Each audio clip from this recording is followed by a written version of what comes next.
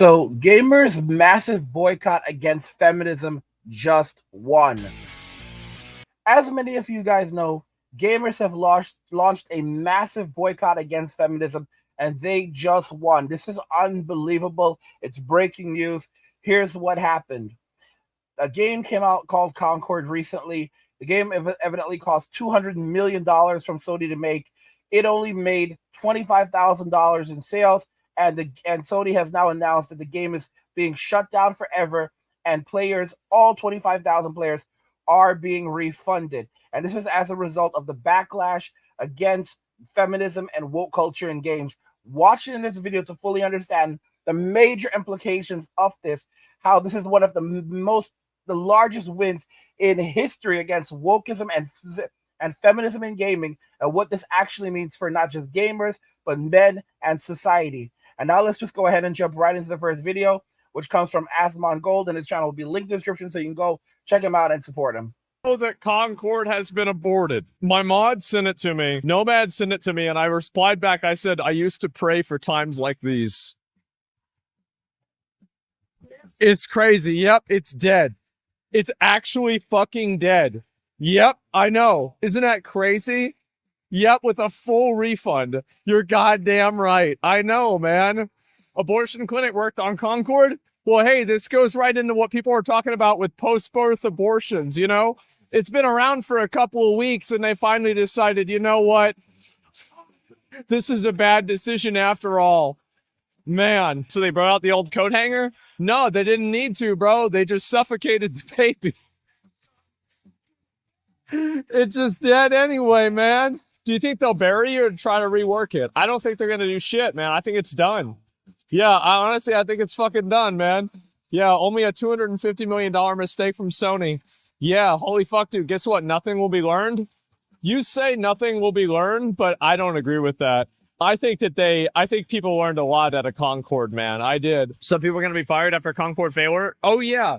No, make no mistake.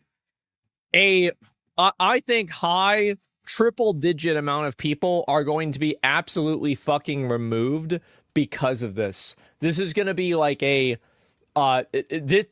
Concord will be remembered in 10 years from now for how much of a catastrophic failure it was. I don't think that people respect how big of a failure this was. It's incredible, right? A lot of people are very happy about this, myself included. The game looked like trash, and so that's what happens. So Concord is going offline. That's right, guys. They are bringing Concord into end of service. This massive game, this is like, I really do feel like this is a monumental, catastrophic failure that is something that will be remembered for years to come. This will be something that, like, 10 years from now, we'll be like, do you remember, like, we look back on, like, games like Superman 64, or E.T. on Atari, or the Hobbit game on the GameCube, I think, was, like, really bad. And there's, like, a handful of other ones that were just, like, super, super garbage. Like, this will be one of those games, yeah, Duke Nukem Forever. This will go into the pantheon of failures. Like, it will make its rightful place in the pantheon of game failures of all time. Guys, yeah, I think Asmon Gold is, like, even understating it. For example, I don't think games like Duke Nukem cost these companies the kind of money that Concord has now cost. So you need to understand what Concord is. Concord is not some little game from a startup company. Concord is a game that was made by Sony. All right. PlayStation's Concord appears to have made only $1 million. This article came out, you know, today when I'm recording this video, September 3rd, 2024. Now in week 2 of Concord's release, the dust is settling on the PlayStation multiplayer title, and as you might expect, things continue to be very bad. Concord has possibly just 25,000 sales in total, according to industry analysts, based on an extensive report from IGN's Rebecca Valentine. I think that, and I think, forgive me, I think if Rebecca was the same person who like complained about Stellar Blade and feminine and discrimination from gamers and all kinds of, and slandered a bunch of studios. It's tied to, so anyway, it's tied, and forgive me if I'm wrong. It's tied to the game's exceptionally low player count, which peaked under 700 on Steam and was 147 most played game on PlayStation during its launch week. 700, so there were only 700 people playing it on Steam. This is for a brand new game. You can also see those sales in the actual sales charts, a beat without specific numbers attached. So, guys, this game cost a lot of money to make, and evidently it's costing Sony a total of about $200 million. This is the total loss that they are estimated to take on the release of this game. So on PlayStation, after a whole lot of scrolling, you can see that it's the 154th best-selling game on the platform, which again, this is 12 days after its release, and the game is $40, not 60 to 70 like much of its competitors. So you can see where those 25,000 units estimates are coming from, and multiplied by $40. Well, that's just $1 million in revenue. If you want to compare that to, say, an actual PlayStation hit like Spider-Man 2, that game sold 11 million units by last count, and that would be about $770 million in revenue. I mean, guys, this is very, very serious. This is very, very serious what's happened here, guys. This is probably the biggest loss ever. This is probably the absolute biggest loss ever. Absolute biggest loss ever for like in terms of like a game, like the amount of money that has been lost. And I can't. It's guys. So gamers have been there's been a massive backlash against feminism in games. It started with Stellar Blade earlier this year, where IGN basically attacked Stellar Blade. It was a game where, you had a very beautiful woman, fighting enemies in a game, and they were furious. They basically went after the guy who developed the game, compared him to an incel that couldn't find a wife and no one would ever want. And turns out, and they said that the main character was not realistic. She doesn't look like an actual woman. It turns out the woman that this guy is married to is also a game developer, and the character looks very much like his wife. So after calling him an incel, they basically, IGN then tried to use plausible deniability and claim that it was their sister office in France, IGN France, that made the statement, and they should not be held accountable for it. Then Black Myth Wukong came out, and IGN went off. I think, like I said, I think it was Rebecca Valentine who did it. Went off on Black Myth Wukong, claiming that there was like a history of misogyny in the game development studio. Keep in mind that she actually completely misread translations from the developer, and she slandered the game. And then when the game was coming out, people were given a review code for Black Myth Wukong. Were warned by the developer that if they take a code, they have to review the game based on these specific guidelines.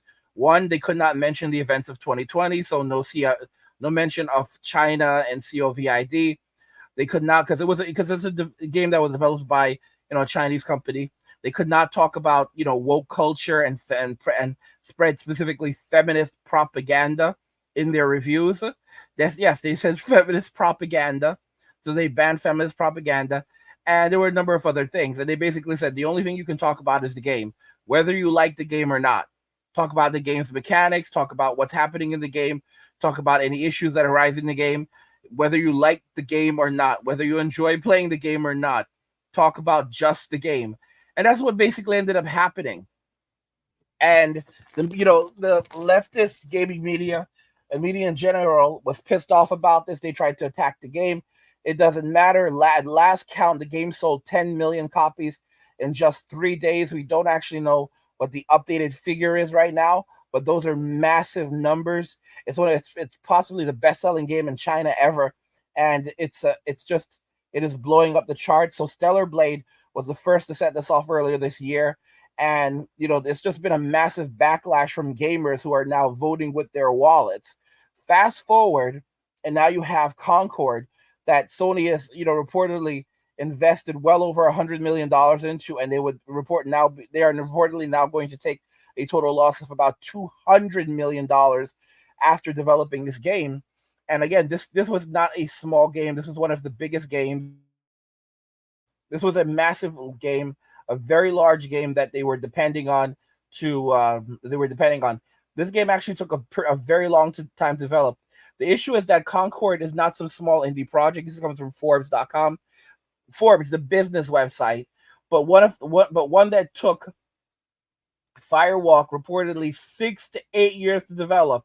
The exact budget is unknown, and it was originally estimated to be around the $100 million mark, but there's no firm sourcing at that. And guys, when I've looked around at different sources, some have said 130 million, while others have said that it's up to 200 million or over $200 million.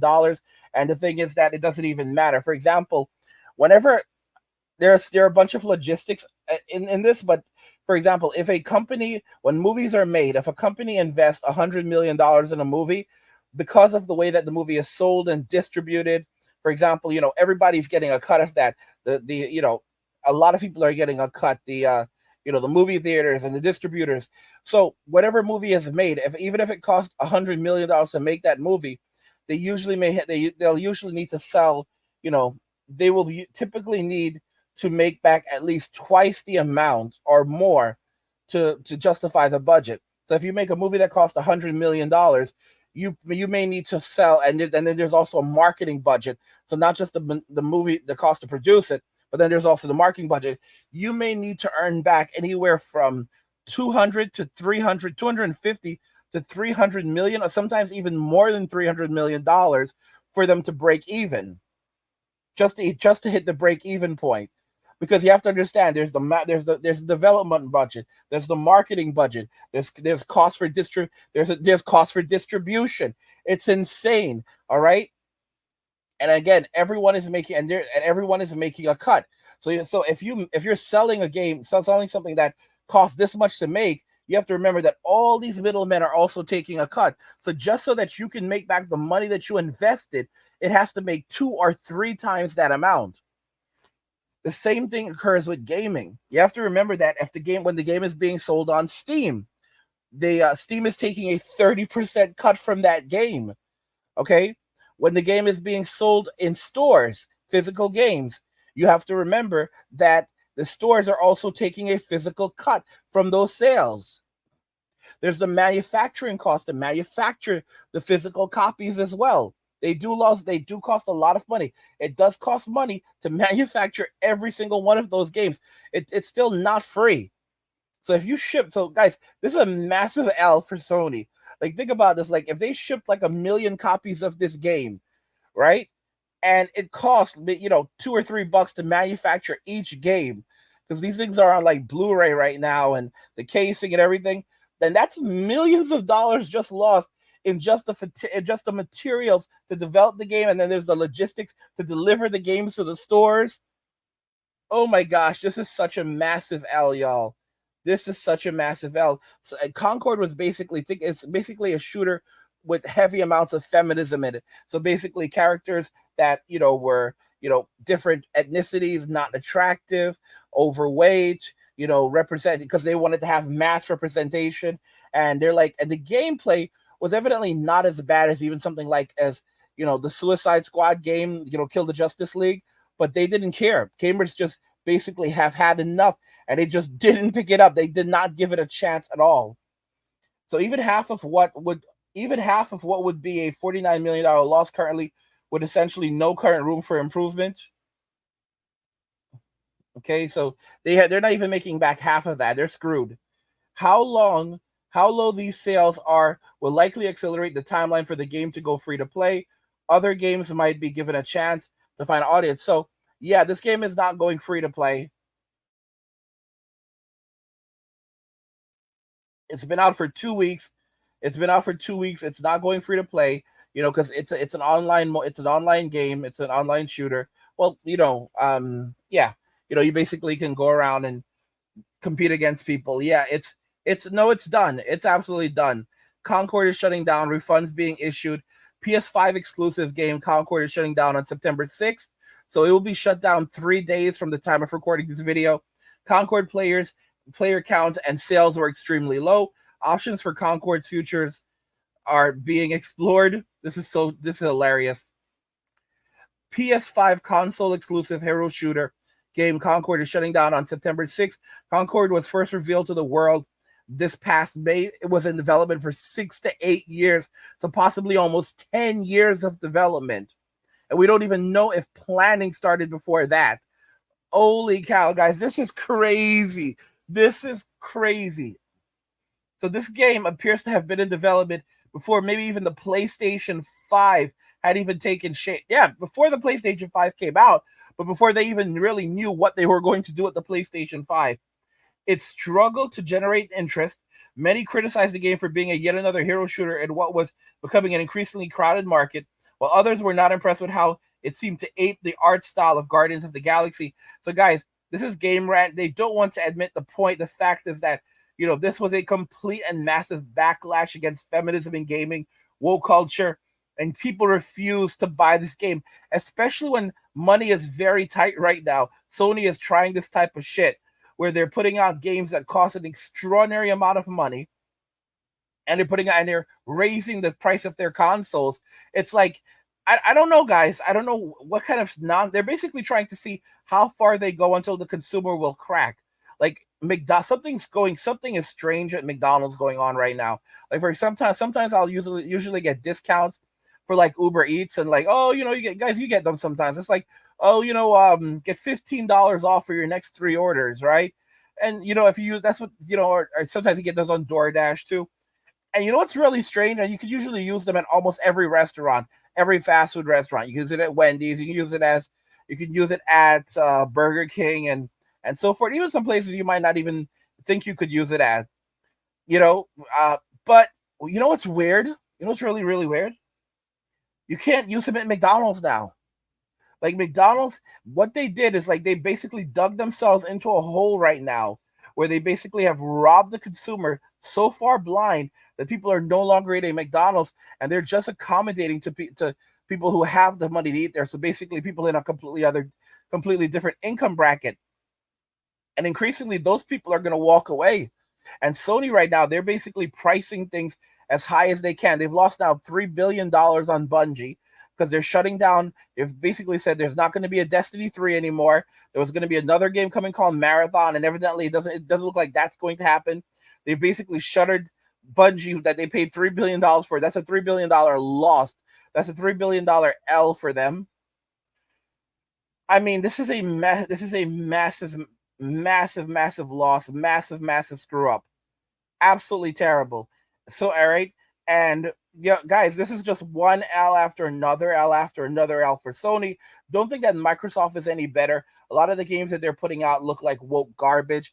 The new Fable is absolute woke garbage. It looks like the character models are ugly, and Sony's been doing this. For example, if you look at Spider-Man 2, again, the character models in Spider-Man 2 are absolutely ugly. The reason why people play the game is because of the gameplay, and you have people like, trying that, women in gaming trying to defend it, like, oh, well, it's because games are now looking more realistic. That's why all the games look so ugly. Why the characters in games also look ugly, because they now look like real people, and real people look ugly, which is a complete lie. Completely lie. Because when you look at some games from overseas made by some of these developers, you still have beautiful characters. If you look at Stellar Blade, you had a very beautiful character. Do you know what IGN called her? They said she looks like a doll. But it was made by a Korean developer, and his wife is Korean. It's made by a developer whose wife is Korean, so it was modeled off a Korean model. And this is how many Korean women actually look. Many, like, you could just go on YouTube, and that's how like a lot of Korean girls look. And it's basically an attack on humanity. So this is a backlash that Sony has been hit really, really hard. They've been hit really, really, really hard on this. They're now giving refunds, and Concord's player count continues to dwindle. It's been announced that the game is being taken offline indefinitely starting September 6th. Concord sales are ceasing immediately, and gamers that purchased the PS5 or PC will be getting a full refund for the game. Those that purchase from the PlayStation Store or PlayStation Store or PlayStation Direct will get a refund using their original payment method. All insane stuff. Steam and Epic Games Store refunds should be automatic as well. Those that purchased a physical copy of Concord will have to work things out with the retailers where they purchased the game. Holy cow. Access to Concord will cease once refunds have been issued. So, yeah, guys, the retailers are not going to want to take the games back. There's no way GameStop is going to want to take the game back. So the gamers who purchased physical copies, it wasn't a lot. It was 25,000, but that's still thousands of people potentially, right? That purchased the physical copy from the retailers. And guys, again, you have to think about this what's really interesting is they likely shipped either a couple 100,000 or maybe even a million or millions of copies of this game and to retailers, and no one bought it. So all of those games are going to be tossed in the trash. Like, all of these copies of Concord are going to be tossed in the trash. This is crazy. Concord servers are going down today. What the hell? So it says that here, it says Concord will be going offline on September 6th, but on this article it says actually that Concord servers are going down today. Concord servers will be going down for about an hour later today, while it has failed to attract. Okay, so it's going down today. The unfortunate reality is that there are not simply enough people willing to pay $40 to play the Concord game, so many didn't even bother to give it a chance. What the hell? What the living hell? Okay, so it was going down for about an hour today, and it'll go offline. It'll go offline permanently on the 6th. Yeah, that's crazy. So there's only 3 days left. There's only 3 days left to play this game. Wow. And no one actually wants to play it. And the people who purchase physical copies are totally out of luck. What this ultimately means for society, guys, is that, women are going to basically notice that more men are leaving society, and men are also leaving virtual spaces that do not represent them. This is only driving a larger wedge between men and women, and you're going to see more and more men voting with their wallets and saying no. And the interesting thing is that where men go, women follow. This is the thing that people don't seem to understand. Men are now going where they are appreciated and going where they're celebrated. So a lot of guys are not even leaving their homes anymore. And if they want to be if they want physical intimacy, or they want to be with someone who appreciates them, they're going to go overseas. But they're no longer interacting in Western society. Even in China, they're shutting women out of relationships, saying that they don't want to be. They'd rather go MWA or MGTOW, but they're not getting into relationships with these women who are basically now in their late 30s and 40s, or even and and also demanding large dowries to marry them. Guys, can you imagine how their parents must have messed up? You have a daughter, and she is demanding that a man pay her tens of thousands or even $1 million dowry to marry her. How can you have raised someone like that? And they're like 40 years old. And guys, all of this is the doing of the boomers. The boomers are the ones who created this woke society. And now they're the ones who are going to have to face the consequences for the decisions that they've made. Because make it very clear, we were born Gen X, older millennials. We were born to hustle. We were born into this dystopia. All right. So either we're going to pass away, or we're going to keep on fighting till the end, because that's just the mentality that we have. Okay, we're not like Gen Z. We have things to do. We have work to do. Basically, we're just going to keep going and going and going, even no matter how much it hurts. All right, no matter how much it hurts. And the boomers, they can't keep on going. They're old. They are old, and they can say whatever they want. They can say that they're great and whatever. But guess what? They're getting old. A lot of them are like pushing 80 now. All right, okay. And in 10 years, that's really it for them. They cannot stay in the workforce. They cannot keep trucking along. And Gen X and and older millennials, or just millennials in general, are not going to bail them out. And then the evil that they're doing is they're thinking they're going to shift. They're going to raise taxes sky high to pay for everything. This is what they're saying. They're going to have to raise taxes sky high to pay for everything, to pay for their entitlements. But Gen Z will be okay. Gen Z is dropping out, and they think that they're going to put all of this burden on the millennials. The millennials have been working for a long time, so a lot of millennials came into the workforce when things were bad, and they've had to put off a lot of things in their lives to get to this point, just to get to this point, and nothing has given. So guess what? A lot of millennials will basically say, yeah, we're not going to buy houses, or if we do buy a house, it's going to be a tiny house. We'll get a piece of land and build a house on that.